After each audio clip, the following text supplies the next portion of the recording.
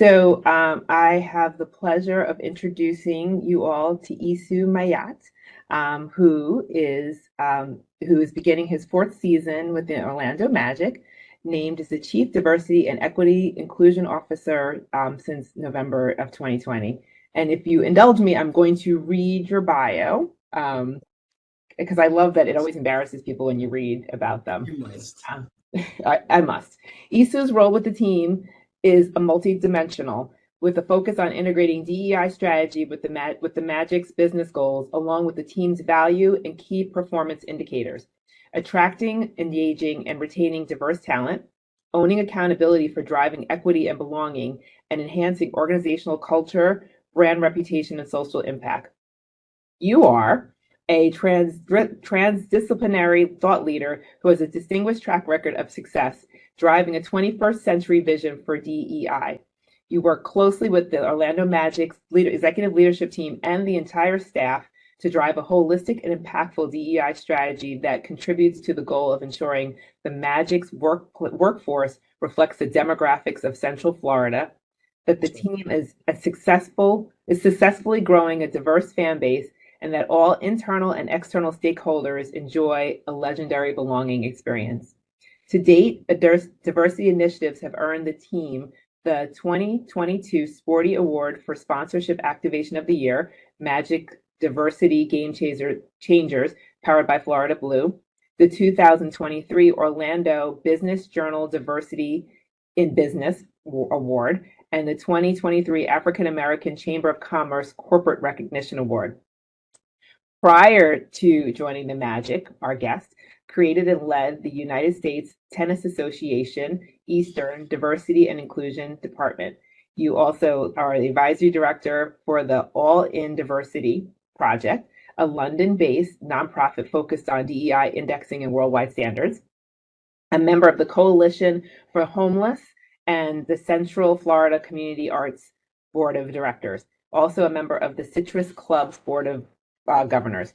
Esu attended North Carolina Central University for 2 years before earning a bachelor's degree in economics from Fairleigh Dickinson and a master's degree in sports management from Columbia University. You are a proud member of Alpha Phi Alpha fraternity, which I will say was the first fraternity, Black fraternity, first Black fraternity. Not my husband's fraternity, but I mean, nonetheless, it's still a good one. And completed DEI training at Cornell University School of Industrial and Labor Relations, ILR. Thank you so much for being here with us. My pleasure. Thank you. I mean, it's been wonderful prepping with you. I think I love that we get to kick off our month with someone who's a transformational leader and has such a broad perspective around diversity, equity, inclusion, and is doing it in a way that is makes a business impact, but also community impact. So I'm looking forward to our conversation. I'm sure those on the call are as well. And those on the call will know, but I'll remind you that if you have questions, we'll take them at the end. You just need to put them in your box and we'll read through as many as we can as possible. So let's get started. Black History Month kicks off our annual celebration of several diversity and awareness months throughout the year. I will say this is our third year doing it, so I'm excited about that. You are known as a transdisciplinary thought leader with a distinguished track record of success in diversity, equity, inclusion, driving a 21st century vision. Before we begin, it's always nice to know who you are beyond what I just read on the paper. So can you tell us a little bit about your journey in the DEI space? I know you came from financial services, which obviously speaks to our community here. Tell us a little bit about where you're from, who you are, and kind of what was pivotal for you in the formation of the career that you have now. All of that is one question. That's one question. Just the first question. Thank you. I appreciate you all having me here. To have this conversation with you all is near and dear to my heart because my career did get started in the financial services industry. I spent almost 10 years at Mutual New York before spending another 6 years at Jackson National Life in Los Angeles. But where I'm from, I like to say, and this is true, people laugh when I say it, but this is what we actually call it. I am from UCLA. It's not the school on the West Coast. It's university on the corner of Lenox Avenue in Harlem. And here's what I didn't tell you. The reason I was allowed to spend so much time there is because one block west, my mom worked. She was for 32 years the head of acquisitions for the Schomburg Library for Research in Black Culture. One block east in my where my apartment building is to this day, my dad was there practicing. My dad was a world-renowned jazz pianist. So between the windows that they could look out of, they could see if I was where I said I was, going to be or not. So that's why I was allowed to spend so much time, but at UCLA. But once I was having a conversation with the all-star lacrosse at an all-star lacrosse event, and one of the athletes said, "Oh, that makes sense. The way that you grew up, that makes sense why you work in diversity." And I thought, oh my goodness, I never put those two together before. It did get me to thinking about growing up in New York City in the 80s and the 90s and what my influences were and how all of that kind of led ultimately to my outlook on life and how my work now is the perfect intersection between passion and purpose for me. You mentioned working in financial services. I say this all the time. I wouldn't be who I am today as a professional were it not for an industry-wide employee resource group called Minority Interchange that a lot of us who worked in the financial services industry belong to. Those folks, they being the first generation corporate America, I learned a lot from them. I learned a lot from their leadership. I learned a lot from their coaching, a lot from their guidance. Favorite story, I had this, what I thought was an amazing shirt on, Tara, in the office. And a woman, senior executive who was a member of the ERG, she said, "That's a beautiful shirt you have on there, brother." And I said, "Thank you." I'm kind of beaming with pride, but trying to play it modest, right? And she said, "It would be really nice at the club." Wink, wink. Mm. Do you see anybody else wearing purple shirts at the office? Today, I think you can wear purple shirts at the office, but in 1994, not so much. So I took a lot of cues from them, learned a lot from them. Many of those folks I'm still in contact with today, and some of them are my mentors. So that is how it all got started. Yeah. Well, I love what you said that your job is the perfect combination of passion and purpose. I think that's really beautiful. And I also love your story about the feedback. So one, you probably can wear a purple shirt-ish, maybe. I do believe that people should bring their full selves to work. So I totally get that. But I also think there's really something important about lifting someone up, and especially our young people, and helping to set them on a pathway to success. And I've always said that, oh, I love this. Now it looks like we have little hearts. I saw a little heart go up on the side. But I just, feedback is such a gift. And it's not fair when we have information that we know could either impede or kind of enhance someone, and we don't share it with them. So I love both of your stories. I Oh, think look it's at on that. us This is to new. coach Can each you other. see these little hearts on the side? I love it. I love it. Keep them coming, please, everyone. Thank you. I Oh, just think it's I feel part of paying it forward is coaching each other up. Especially when we start talking about cultivating talent pipelines and the mentorship and sponsorship and allyship that's needed to help people get from where they are to where they want to be. I'm with you. I take it as a responsibility for me as a leader in our organization. yeah. So one thing before I move into your life at the Orlando Magic, so you were in financial services, but you weren't Yeah, always in diversity, equity, inclusion. How did you end right. up making that leap as that as your career choice? Yeah, great question. Thank you for that. In graduate school, the head of our program said to me one day, he said, "Esu, please don't take this the wrong way, but if you ever have an opportunity to take on a diversity and inclusion role," he said, "I think you would do really, really well." And prior to that comment, I had never thought about it. It was not on my radar. As fate would have it, my second year in grad school, I get a call from a friend at the USTA. She says, "Esu, you have to come and interview for this job." I get the job, and my boss says on day one, by the way, I'm in charge of community tennis, but I also wear this other cap called DEI. And I got a lot on my plate, so I need you to help me in this capacity. I'm going to make you the liaison for DEI. I had no idea what that meant. I learned from her. Um, our boss at the time left the New York office to become the chief diversity officer for the entire USTA. And that's when I started thinking, wait a minute, like, I didn't know this was a thing. You know, they say, Tara, when you're a freshman in college, the job that you're ultimately going to have for the most part doesn't even exist. When I was a freshman in college, there wasn't a chief diversity, equity, and inclusion officer in corporate America.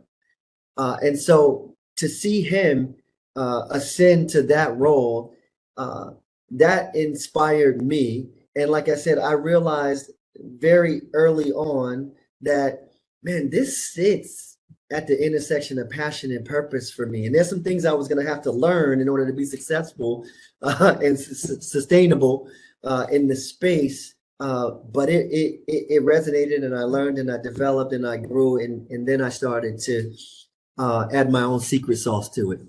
Yeah. And the concept of DEI was, I mean, that Oh, it was all D back then, over time. right? Over the Yeah, DEI and now the B, which is, diversity, equity, inclusion, and belonging. It has right. transformed. And so That's when we right. think about yourself as a multidimensional leader, it must mean that you're leading ahead of a field that's still growing and emerging, right? You know what it really means is that to be successful as a DEI leader, no matter the industry you're in, it means that you have to know your business as good as any and better than most, and know diversity.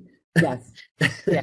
And so I like to consider myself as much a thought leader in the sports business as I am a thought leader in the diversity space. That's really what that means. Yeah, we'll talk about the Orlando Magic, but to dive into what you just said there, I mean, I would say that for any of our functions, right? And so the That's people right. who are listening in, it's not just enough to understand what you do. It's you have to understand what you do in the context of what the business does, That's right. because that's how you can add value. That's how you can continue to transform organizations that are ever evolving. That's right. And that's how you speak with a bit of credibility too, right? No one's going to listen to you about your people or about whatever, your numbers, whatever the case is, unless you understand what they're trying to drive towards. That's right. So let's talk about the Orlando Magic. So we are one team, players, coaches, fans, and communities. We represent Orlando. The mission statement for the Orlando Magic is the Orlando Magic believes sports have the ability to build bridges and bring people together. Consequently, we are committed to driving awareness, creating change, and cultivating an inclusive culture where everyone feels welcome, valued, and appreciated.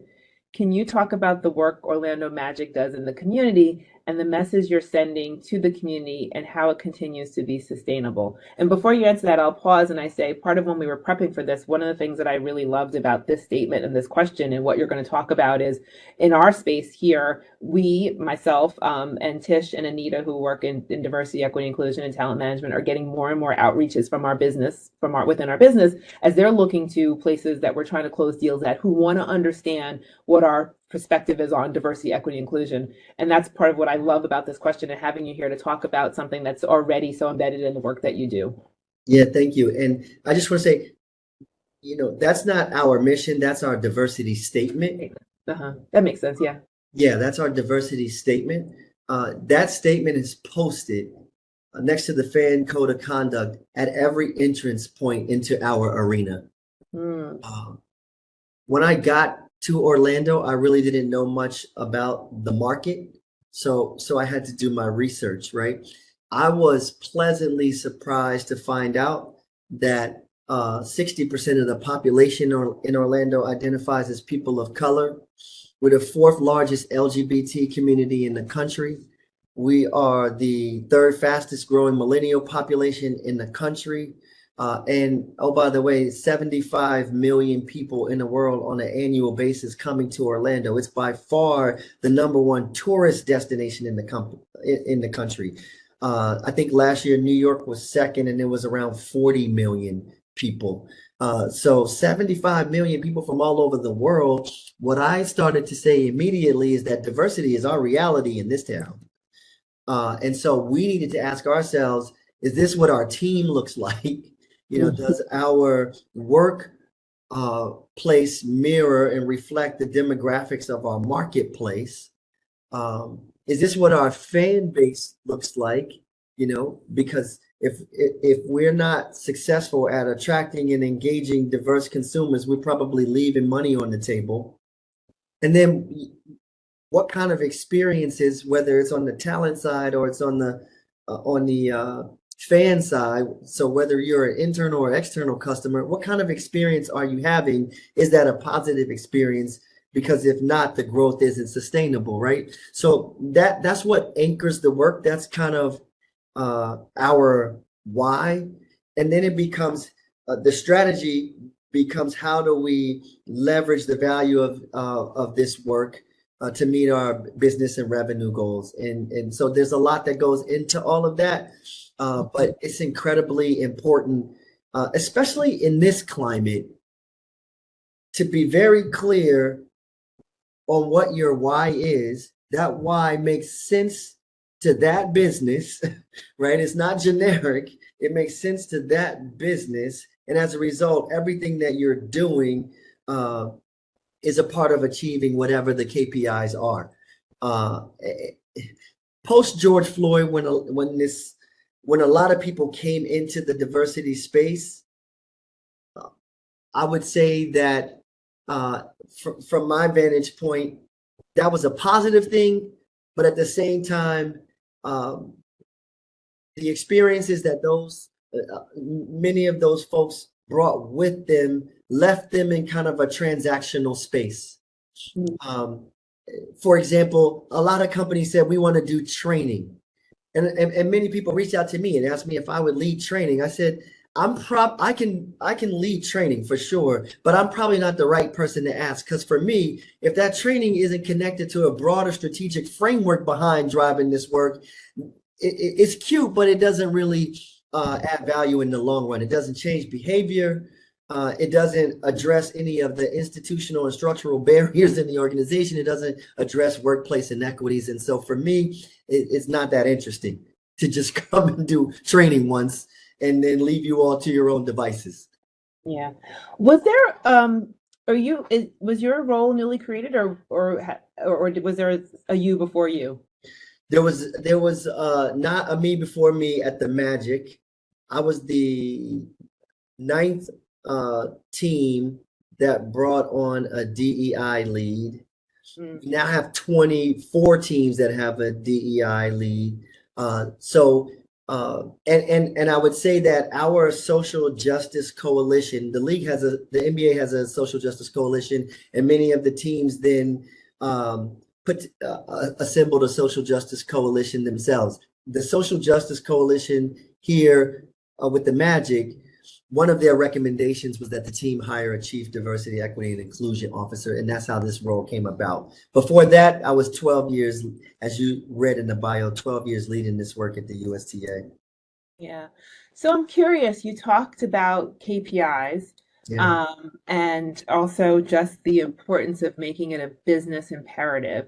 Yet we are hearing more and more, and actually I'm not quite sure if it's as predominant as we hear, although I mean we have things going on from a legislator's perspective that's obviously making changes, and I think in some cases pushing back some of the work that had been done in the past. But you mentioned KPIs, so talk to us a little, key performance indicators. So you talked a little bit about that. So I'm curious, as some of these programs become under attack or being reviewed, around their usefulness, particularly as they don't necessarily drive income, or maybe they do. So that's why I'm asking. Right. Tell me a little bit about the business case. How do you look at the metrics of your diversity, equity, inclusion performance? I guess for your business leaders, but also like for yourself. What are the goals that you talk to? I'm assuming you report to the CEO of the Magic, or I don't know, the owner, or what does that look like for you personally?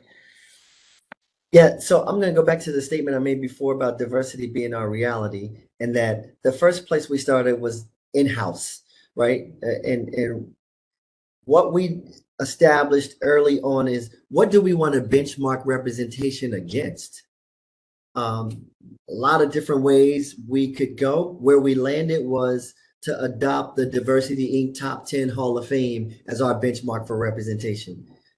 That then led us to our first goal, which is to be meeting that benchmark by the end of our fiscal year in 2025. 47% of our organization people of color, 46% women.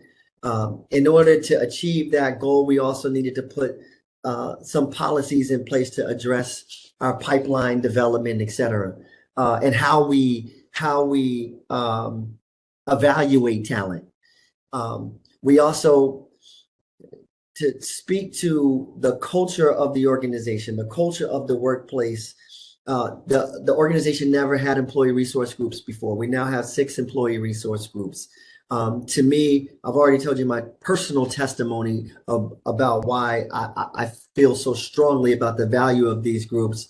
But what I wanted to make sure is that the rest of the leaders in the organization were on board, that we were persuading people to participate, not dissuading people to participate. So we implemented a goal around that, around employee engagement. I'll talk later about how all of the 6 pillars that make up the diversity strategy for me are part of a broader philosophy around building value proposition for diverse consumers that make sense, that resonate. But one of those pillars is supplier diversity, who we do business with. And so again, we put in place a supplier diversity goal as well. Again, that along with it is a supplier diversity policy to kind of provide guidelines to help the organization understand why we're doing this and how we're going to get there. And those 3 metrics are all tied to the bonus compensation structure of every leader in our organization. Now, there's other metrics that we use as well for all of our DEI events. We use Net Promoter Score to evaluate the impact of those events. We have 11 unity nights. Those are kind of themed games. We're tracking, like everybody else, we're tracking how much money are we making off of these nights? How much ticket revenue, group sales revenue, food and beverage revenue, merchandise revenue, because that's what the business is. And so those are, that's probably at a high level, those are on my dashboard. Those are the metrics that we use. I also look at who's in the building. What percentage of the fans for every game, what are the demographics? What percentage are women? What percentage are people of color, right? And is that growing? Because if we're doing it right, the work that we're doing internally should reflect positively externally. So I'm tracking that information as well. Yeah. Well, I mean, we measure what matters, right? Like, That's so, right. yeah. That's right. Did you receive any pushback? I think as you talked about transforming the face of the organization, literally the face of the organization, but really kind of more the philosophy of the organization, as you're thinking about who's not just who you have, but my assumption is it's not enough just to have women in the organization, but you want to see women throughout the ranks of the organization. There's only a limited number of slots. So, as you start to push the goals around ensuring that you are reflective of the organization, what does that mean? And where did you still get pushback from people? Listen, post George Floyd, I will say there was an appetite, right, for people in business to really lean in here in a way that opportunity wasn't as available maybe before that. I think it's George Floyd's brother who said, or George Floyd's child who said, my dad changed the world, right? So that was kind of an external pressure. There's always been some internal pressure. You're more the expert here than I am, but people in the organization are having experiences that they're sharing with the organization as well. So there's an internal pressure and an external pressure that all came together during that time, that made it a little bit easier to have the conversations. Our coach at the time, Steve Clifford, said before George Floyd, he said, I knew I wasn't a racist. He said, but I realized now I wasn't doing a good enough job of being an anti-racist. And that was kind of the sentiment and the spirit in the organization, not to mention some of this work I'm building on. I didn't create it all. I'm just connecting all of the dots, right? So there was a lot of really good work that was already happening as well. But there's always conversations. I'm not going to call it pushback. I'm going to say there's conversations and negotiations that have to happen. The more you mentioned the business case to me, my point is that we're at the intersection of the business case and the people case. So without the people, there ain't no business, right? So the more that I can position this work as meaningful for our business, there's less objections to it.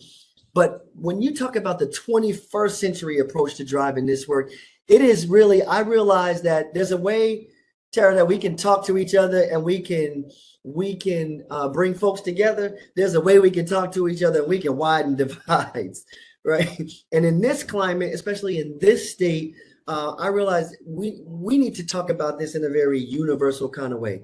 For the 235 people in this meeting and the two of us, y'all don't share this secret I'm about to tell y'all, but sometimes the diversity and inclusion work can be exclusive, right? And sometimes it needs to be. Another story for another day. But if we want to be successful and sustainable, we got to bring everybody along with us. To the extent that people are having outsider experiences, times when they don't feel welcome, valued, or appreciated, that's not limited to marginalized identities. That's all kind of folks having those experiences. So we need to drive sense of belonging for everybody. When it comes to people being set up for success and having what they need in order to be who they want to be in the organization and contribute and grow, that's not limited to marginalized identity. That's all kind of folks in the organization. We need to be addressing workplace inequities for everybody, not just some of the folks. And so the 21st century approach for me is more of a universal approach that's broad, but it brings everybody along, and that has been helpful in positioning the work and the value of the work in our organization. Yeah, I mean, I've always believed there's enough slots for everybody, right? That's right. So You're not working from a scarcity perspective. Exactly. We're not working from a scarcity perspective. And to the extent that we lift up one person, we lift up all, right? What's it? All tides, all boats rise. Rising tide lifts all boats. Yes, Yeah. rising tide lifts all boats. Thank you. I couldn't agree more, and I do think it is really around. I've always taught. I try to say here. I have a few probably catchphrases that I use around here, but I do think it's really important to make sure the unseen are seen, and that we lift up all voices. Because again, when all of us bring our full selves to work, then all of us are working at our best capacity, and then you will see what real innovation looks like when we feel like everyone's included. And part of what organizations did in the past was they didn't allow people those opportunities and or didn't allow you to come to work being your full self. And when you're hiding a bit of you, you can never be your best self, right? That's right. That's right. Yeah. So a recent article that appeared in Worth magazine, in a recent article that appeared in Worth magazine, the author Tara J. Franks, which I said before is not Tara but Tara, says, if you want real progress, the responsibility for DEI must belong to every leader and be resourced appropriately. So I'm going to ask you, what are some of the ways that we share responsibility for DEI? And I guess I ask that because you are the diversity, equity, and inclusion leader. One of the things that I know can be sometimes frustrating in HR, and certainly I'm sure in diversity, equity, inclusion, is that we don't make all the decisions here, right? Our job is to be able to provide a pathway and a strategy and a framework for which stuff gets done. But we ultimately don't make the decisions on who gets hired. We don't make we are influential on them, but our leaders need to be cultivating people along the way. So while you're the head of diversity, equity, and inclusion, I have to imagine that you are leaning upon your leaders who are doing the day-to-day work in the trenches. So what does that look like for you? Yeah, that's absolutely right. I have to build DEI capacity throughout the organization. If we're going to be as effective as I want us to be, as we want to be. Where I began with our organization is I put our entire leadership team through a program called Active Allyship at Work. Because the number one question people ask me is how can I help? What can I do? And the more I kind of meditated on that question, I arrived at if you will just be willing to leverage your positional power and your positional privilege in the organization on behalf of those with less positional power and privilege, man, that would expedite the process here. That would, as you said, give the unseen, give them a platform to be seen, give the unheard a platform to be heard. And if we can multiply that across business units, now we are effectively impacting the culture of the organization in a very positive way.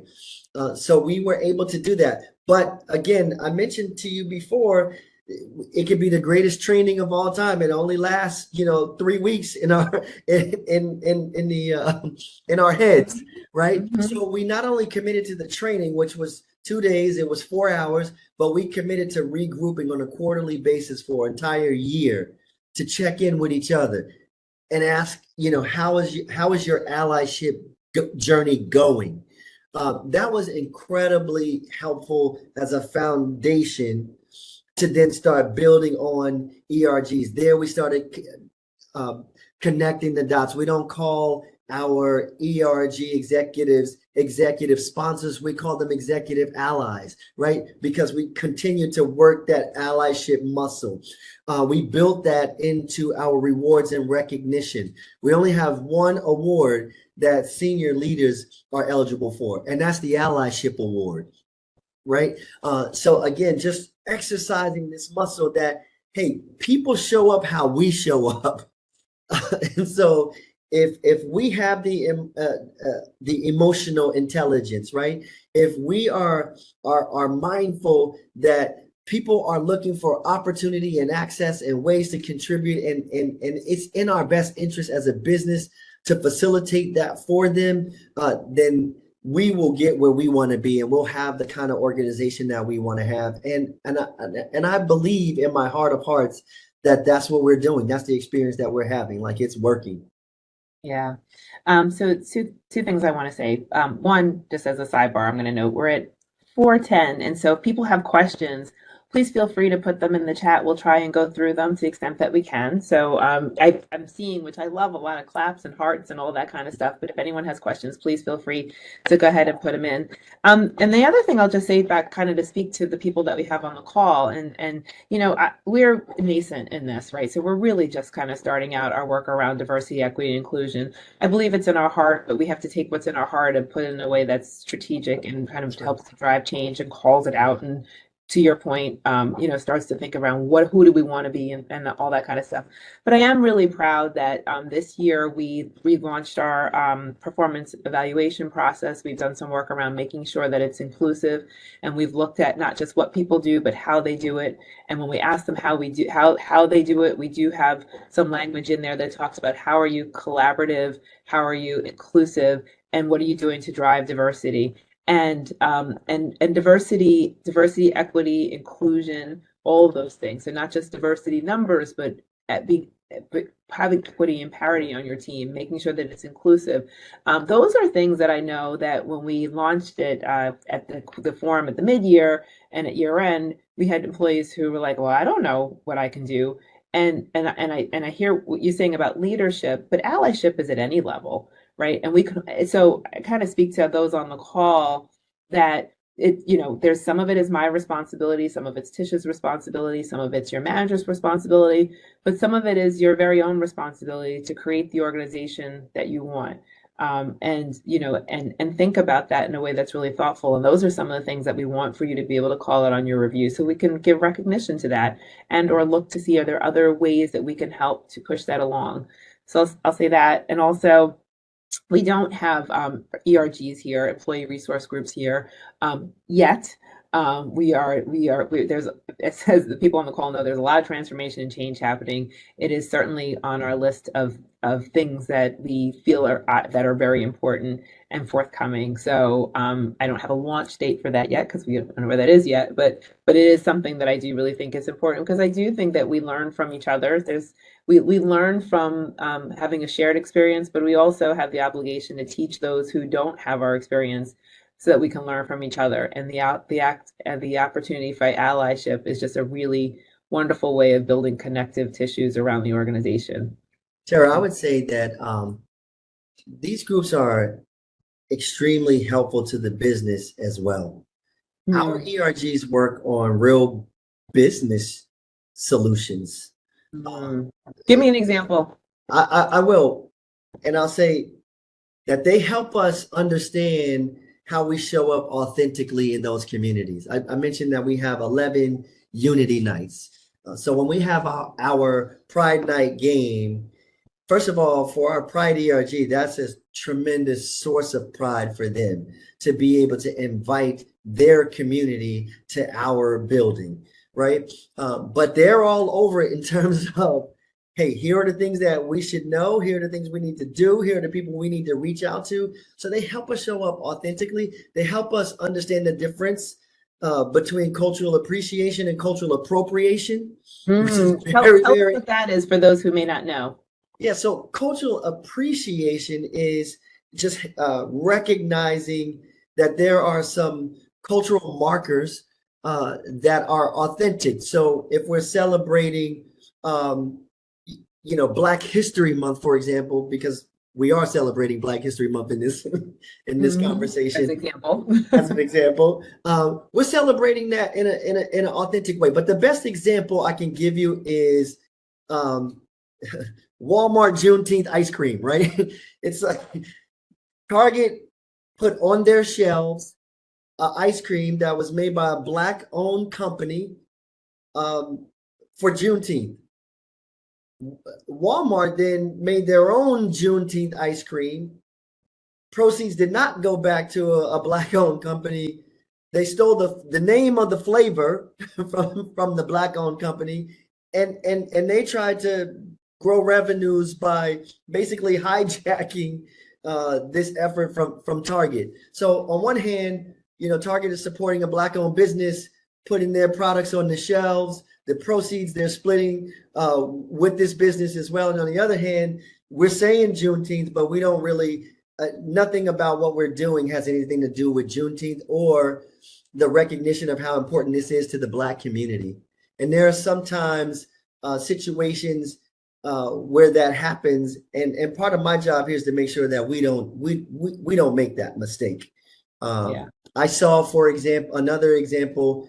One time at the U.S. Open, there was a promotion. It said if you win the promotion, you get courtside seats to the men's semifinals, and if you come in second place, you get courtside seats to the women's semifinals. Excuse me? So to go back to a point you made before about, and you kind of alluded to this, the attack on DEI, I like to start with what would the world look like if we were not here? In sports, there's lots of lists and rankings that we like to be on. Well, one of the lists that we don't want to be on is the list of owners that had to sell their teams because they messed this up. The list of teams that had to reorg their entire organization and let executives go because of the workplace inequities that became so public.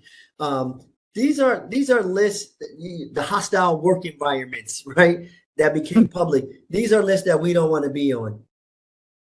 Yeah. No, I concur. Yeah, we don't want to be in the media for being one of those companies. Yeah. So I like to talk about what would the world look like without us. And I would say that it's a hot mess. That's what it would look like.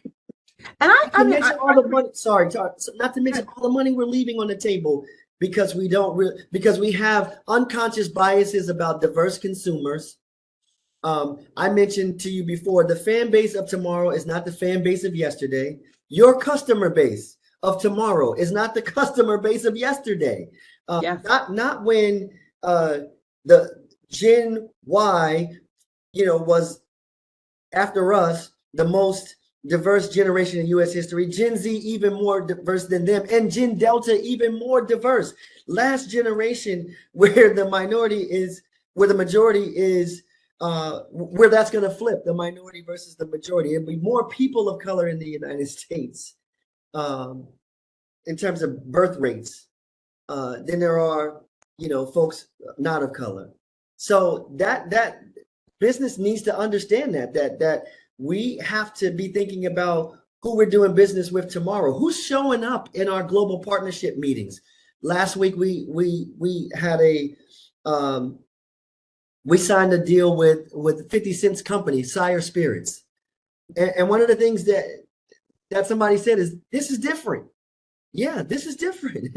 Who's going to show up for you to do deals with? That's going to look a little different in the future than it looked yesterday, and we need to be mindful of that and preparing ourselves for that. We need to make sure that we got people who can speak the language. We need to make sure that we got people that understand the culture. We got people that look like the folks that they want to do business with, because all that matters when you go to potential customers and you say, do business with us. They're going to say, what's in it for me?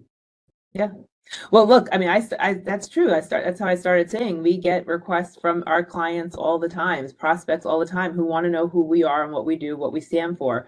And I do think I hate to call it the post George Floyd world, but the reality is I think that was a wake up call for people, and a wake up call for not just people. Not this is Black History Month, but I do think it was an opportunity. I mean, let's not forget that coming after George Floyd were all the attacks on the Asian population Correct. in across the country, which made people wake up to what that felt like.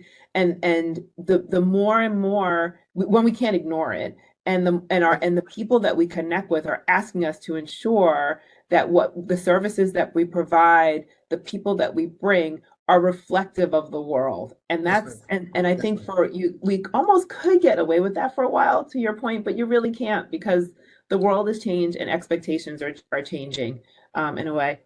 Not to mention upticks in hate crimes against the LGBT community, the Jewish community, I mean, etc.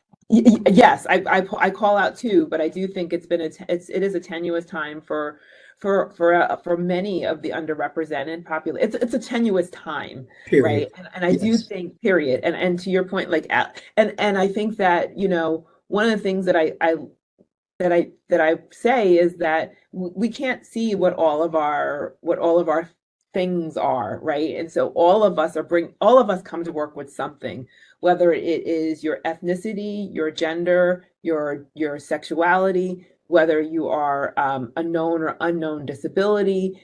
All of these things, or people are coming to work, bringing bringing their full self to work, and their belief and their desire is that for the organization that they come to be able to recognize and be supportive Can I of them, can I and just not say, harm them, actually, and right at a minimum, not harm them.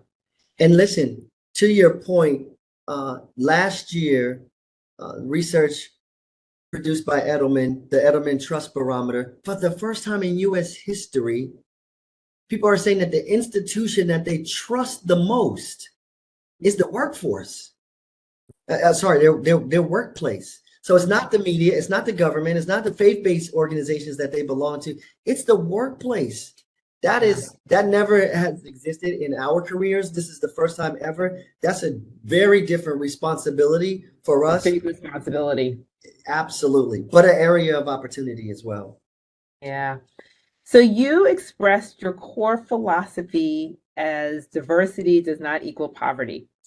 Can you share what that means and how that permeates the work that you do with Orlando Magic? And actually, I think probably let's just say in your real life, because I feel like I do believe that who you are at work is who you are outside. So we also talked about some of the places that you are serve on boards from a nonprofit perspective. But tell me a little bit about what that means. Yeah, so, and we talked about some of this already, but essentially, I say diversity doesn't equal poverty. There are people from all walks of life that have the ability to do business with us if we have the audacity to establish a meaningful value proposition for them. And that it really, when you look at, the $2 trillion of African American purchasing power, or you add that to other peoples of color and their combined purchasing power. This is real money, real opportunity. It's less to do with whether people have the money or not, and more to do with whether they want to give it to you. What is that overall value proposition? Are you through your supplier diversity efforts, are you doing business with the small businesses in our community? Mhm. Are you hiring people and building talent pipelines for your organization and including people in our community?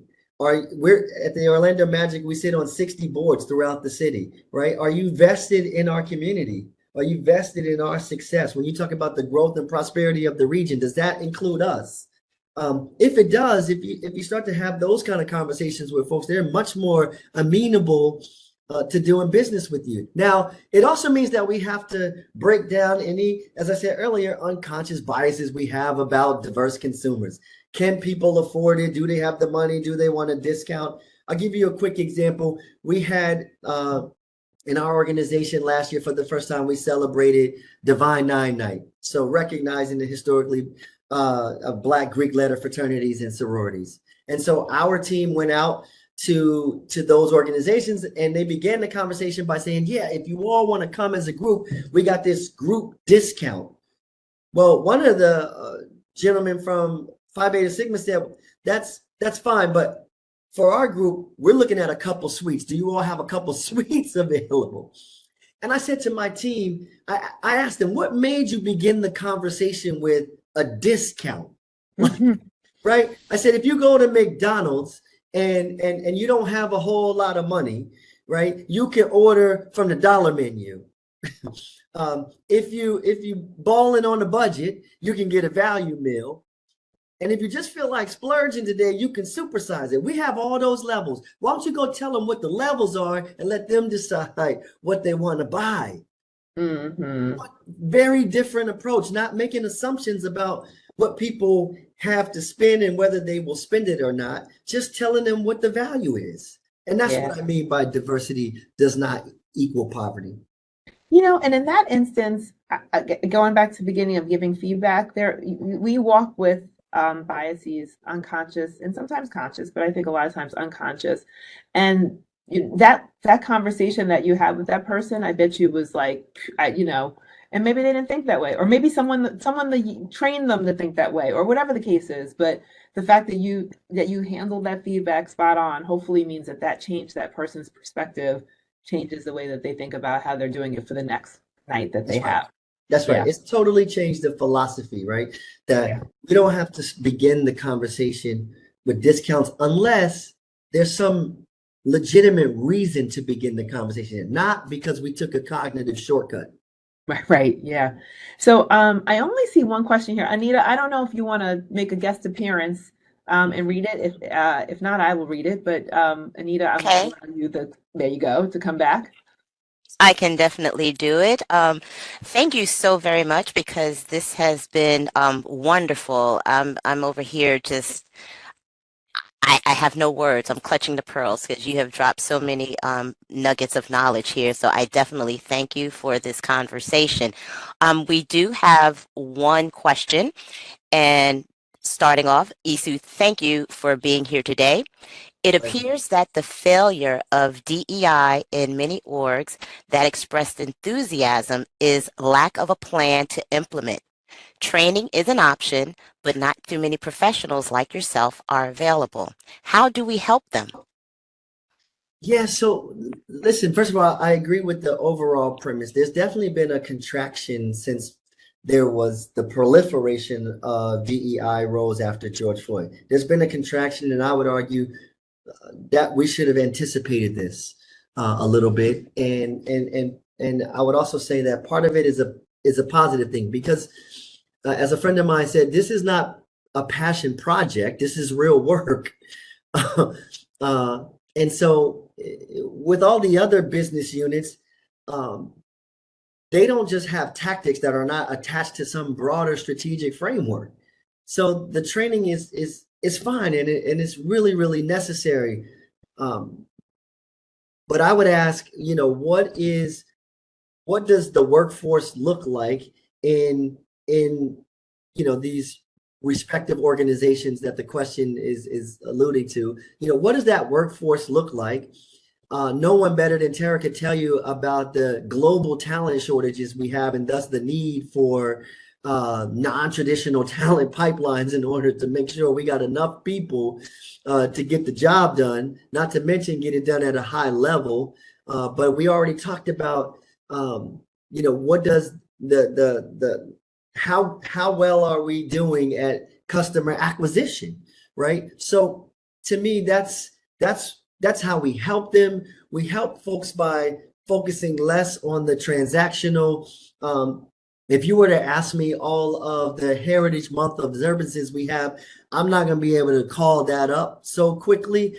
We do it. It's important. It's nice. And it, in some level, it helps with sense of belonging that folks have in the organization. But by itself doesn't really move the needle, doesn't change behavior, and doesn't grow the business, right? So we help by focusing on and helping other people understand the need to focus on what are the structural barriers that exist in the organization. How do we, as Tara said, mitigate the unconscious biases that we all have to make sure that people are having, whether it's on the internal customer side or the external customer side, people having a positive experience with us, with our company. And then, how does this become what our brand reputation is? Patagonia is recognized as has the #1 brand recognition of any company in the world. And what the research says about that is people care less about what you do, because there's lots of competition in the market, lots of other people that do what you do. They care, how do you do it? And what makes you so special? Why do people want to keep coming back to you? And by the way, inside the organization, they say people who are struggling respond in one of three ways. They either try to get by, get out, or get even. And in some cases, they do all three. Mm-hmm. That's not smoke that we want. No. All right. Well, with 2 minutes left, I'm going to ask you one final question, and it's a little bit of a self-congratulatory, because I like our theme. So I'm going to throw our theme self to me and my team. So the last year and this year, we've tried to pick a theme with which we think about these kinds of conversations that we have. And this year we picked Enlighten, Embrace, and Empower, which I love. So that's my self-congratulations. Congratulations that we picked it and I like it.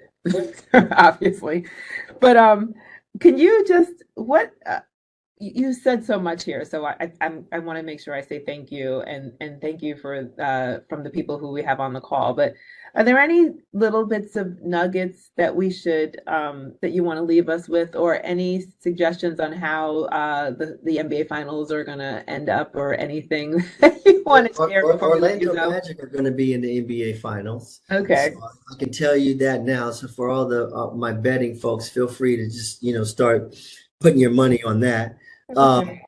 Listen, first of all, I love this theme of enlighten, empower, and embrace, because I think it aligns, at least it does in my head, with what this is all about. And what it's all about for me is that I'm stealing this quote. I didn't make it up.